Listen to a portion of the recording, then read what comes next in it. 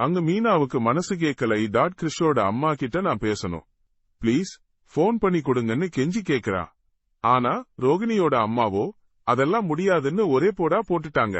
கிறிஷ், உங்களோட இருக்கிறது என் பொண்ணுக்கு சுத்தமா பிடிக்கல.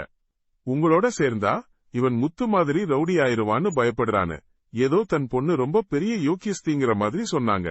இத கேட்டதுமே மீனாவுக்கு அப்படியே டென்ஷன் தலைக்கு ஏறிடுச்சு. அவர் கிறிஷுக்காக எவ்வளவு கஷ்டப்பட்டாருன்னு உங்களுக்கு தெரியுமா? யாருன்னே தெரியாதவங்க கால்ல எல்லாம் போய் விழுந்து கெஞ்சினாரு. நீங்க இப்படி ஒரு வார்த்தை பேசிட்டு இருக்கீங்களே அப்படியே தீயா கொந்தளிச்சு போறா மீனா. சத்தம் கேட்டதும் கிறிஷோட பாட்டி, நீங்க செஞ்ச எல்லாத்துக்குமே நன்றி. தயவு செஞ்சு இப்போ என் பேரனை என்னோட அனுப்புங்கன்னு கெஞ்சுறாங்க. அப்போ முத்துவோ, நீங்க பேசினதுல எனக்கு எந்த கோபமும் இல்லை. கிறிஷுக்கு பாட்டியோட பாசமாவது கிடைக்கட்டும், நீங்க அழைச்சிட்டு போங்கன்னு ஒரு பெரிய மனசோட சம்மதிக்கிறான். சின்ன வயசு பையன் கிறிஷுக்கு அட்வைஸ் பண்றான். நீ உன் பாட்டியோட இருந்தாதான் உன் அம்மா அப்பா உன்னை தேடி வந்து பார்ப்பாங்கன்னு ஒரு உண்மையை சொல்லி அனுப்பி வைக்கிறான். இதைத் தொடர்ந்து வீட்டுக்கு வந்த ரோகிணியோட அம்மாவுக்கு அப்படியே மனசு உடைஞ்சு போச்சு. மகேஸ்வரியோட வீட்டுக்கு வந்ததும் கதறி கதறி அழறாங்க. அந்த பிள்ளைங்களை ரொம்ப திட்டிட்டேன், என்னை எதிர்த்து ஒரு வார்த்தை கூட அவங்க பேசலை, பாவத்துக்கு மேல பாவம் செஞ்சிட்டு இருக்கேன்னு மனசு உருகி புலம்புறாங்க. அப்போ வித்யாவும், நானும் இவகிட்ட பல தடவை சொல்லிட்டேன் அம்மா, அவங்க கிட்ட உண்மையை சொல்லுன்னு எத்தனை முறை கெஞ்சினேன்னு கோபமா சத்தம் போடுறா. அம்மாவும் மீனாட்ட மட்டுமாவது சொல்லுடின்னு சொல்ல ரோகிணிக்கு அப்படியே கடுப்பாகிடுச்சு. உங்ககிட்ட நல்ல விதமா நடக்கிறதால அவங்க எல்லார்கிட்டயும் அப்படித்தான் இருப்பாங்கன்னு அர்த்தமில்ல.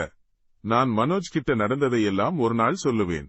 அவன் எது நடந்தாலும் என்னை விட்டுட்டு போக மாட்டான் அப்படின்ற நிலைமை வரும். அப்போ கண்டிப்பா சொல்லுவேன். அது வரைக்கும் நீங்க கொஞ்சம் அமைதியா இருங்கன்னு கடுகடுன்னு சொல்றா.